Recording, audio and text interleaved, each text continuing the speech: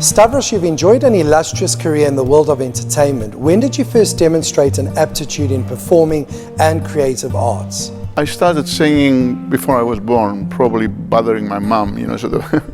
But I never intended to become a professional. That came after the war in Cyprus. I had to make a living very, very fast. We had no money, we lost our property in Kyrene and so on. I was so fortunate to be discovered by Alpi Fender, the biggest producer in South Africa, who owned a film studio, television studio. He owned EMI, Brigadiers and so on.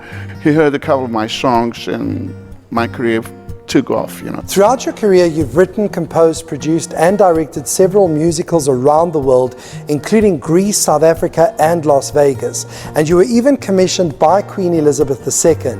How have your eclectic works helped revitalize musical theatre? The first friend I had, producer, was Phidias Loizidis. Phidias introduced me to Alpi Fender. Alpi Fender, from the songs I had written, he asked me to write for him. Actually, he was filming Gold with Roger Moore at the time. And he gave me a screenplay. He said, Stavros, you don't know it, but you're an amazing writer. Write for me. And he saw that from the songs that I had written that we've made into an album called It's Been 2,000 Years, which was very much ahead of its time. So he gave me a screenplay and he said, write me a screenplay. 3 months later, I get a phone call from South Africa, from Alpi Fender, and he says to me, Stavro, do you have a visa to go to America? I said, no, why? He said, well, I got you $50,000 from Paramount Pictures. They love your screenplay. I almost died. I mean, I was poor as hell at the time. I was trying to survive. And then Alpi Fender, not only that, he said to me, I want you to write me a rock opera. And I wrote The Archon. We co-wrote it with Doros Georgiadis, a Cypriot composer, a very famous composer.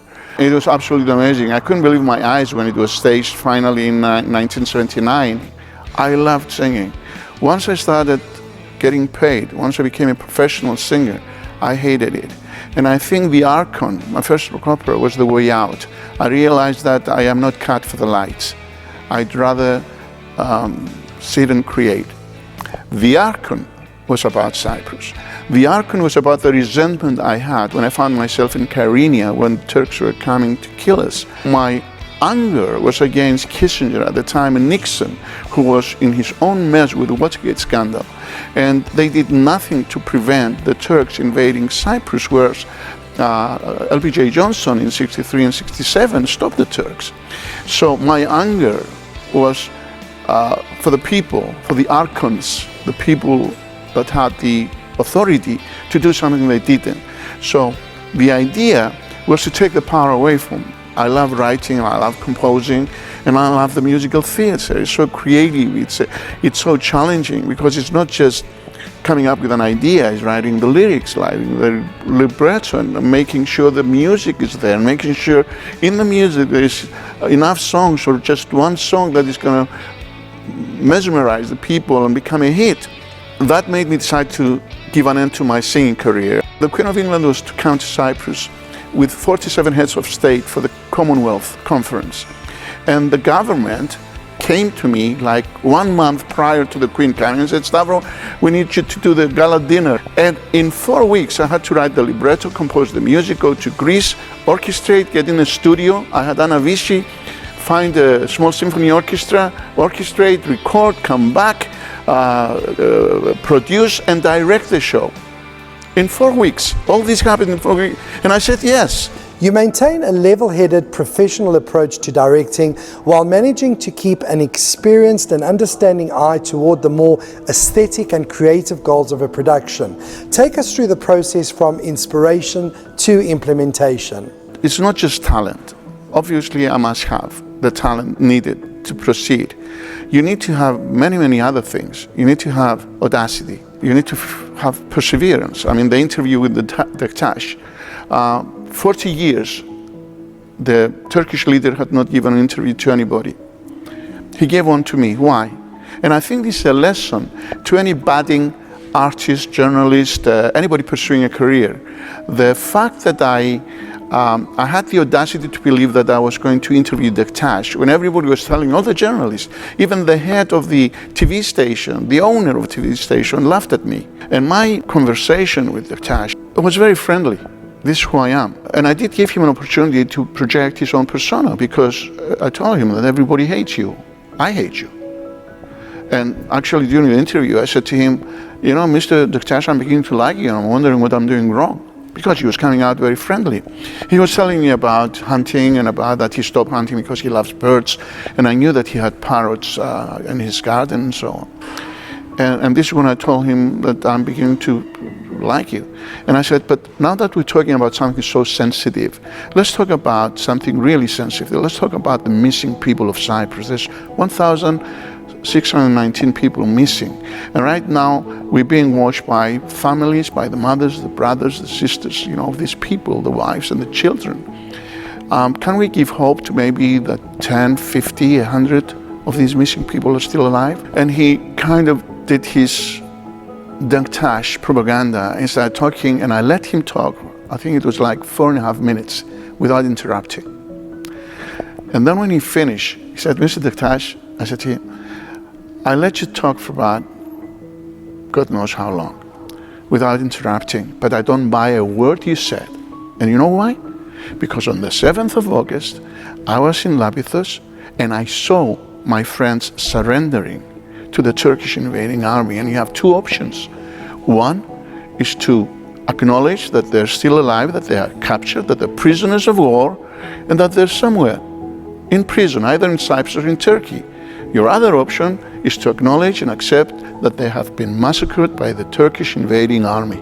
And then he said, yes, mistakes were made. And I said, are you acknowledging that they were massacred in cold blood by the Turkish invading army?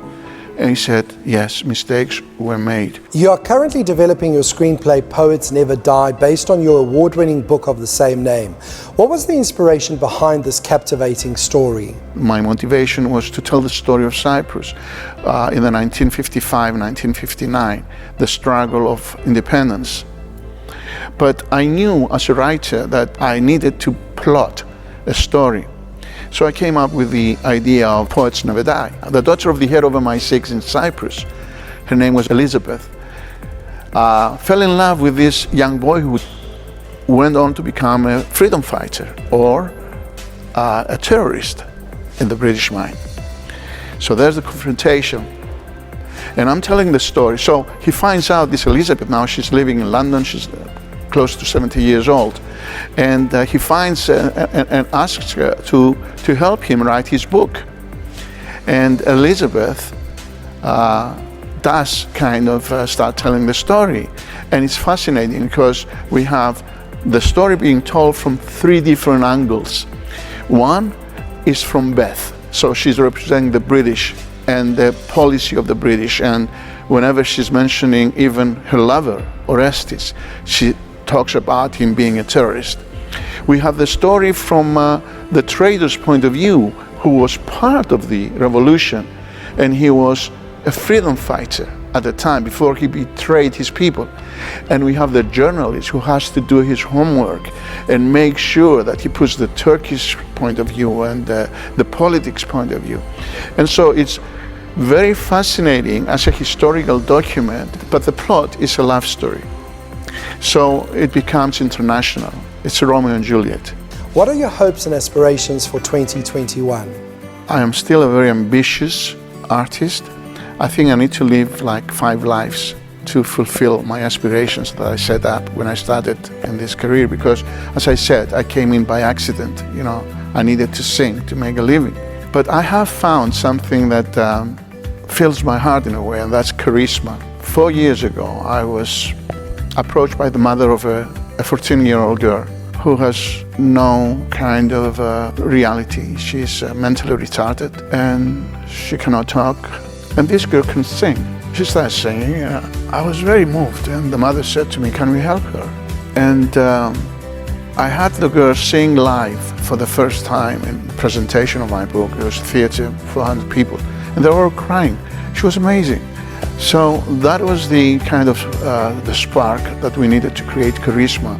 And what I'm doing right now is helping people like Nefeli, kind of charismatic people, artists with a disability.